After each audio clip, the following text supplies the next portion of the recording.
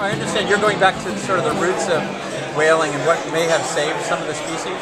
Yeah, I'm actually working on a book called The War That Saved the Whales, which is that the Confederacy targeted the Yankee whaling fleets, and they sent out a series of raiders, the Patrick Henry, the Florida, the Shenandoah, the Alabama, and they sunk over 250 whaling vessels. And but my favorite is Captain Waddell of the Shenandoah, because he hunted down and destroyed the whaling vessels in the Bering Sea without killing or injuring a single person.